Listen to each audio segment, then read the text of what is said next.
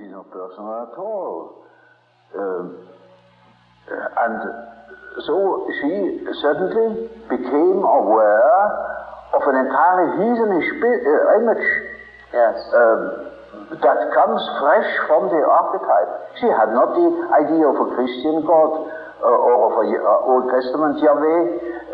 It was a heathenish God. You see, a God of nature, of vegetation. He was the wheat himself. He is the spirit of the wheat, the spirit of the wind. And she was in the arms of that Newman. No. Now, that is the living experience of an archetype. Now, that made a tremendous impression upon that girl, and instantly it clicked. She saw what she really was missing, that missing value, that was in the form of a projection in myself and made myself indispensable to her. Yes. And then she saw it is not indispensable, because it is, as the dream says, she is in the arms of that archetypal idea. Now that is a luminous experience, you see. And that is the thing that people are looking for. Yes. An archetypal experience that gives them an incorruptible value, and that is a sort of liberation. Yes. And that is, of course, makes her complete, you know. In as much as she can realize such a luminous experience, she is able to continue her path, her way, her individuation. The acorn can become an oak and not a donkey.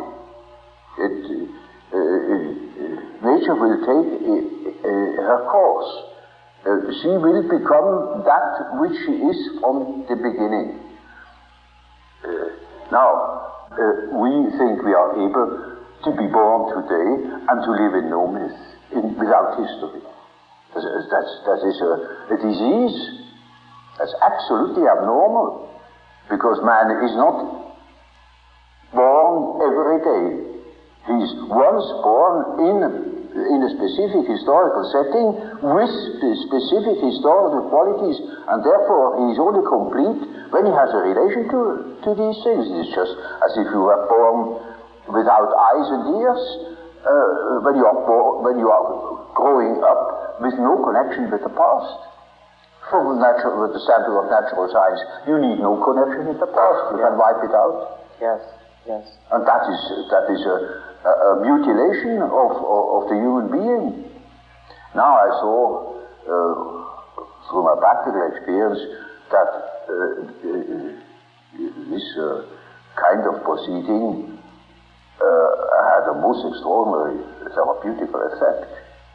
And so you see, in our days, we have such and such view of the world, such and such a philosophy, but in the unconscious we have a different one. And that we can see through the example of the alchemistic philosophy that behaves towards the medieval consciousness exactly like the unconscious behaves to ourselves. And we can construct or even predict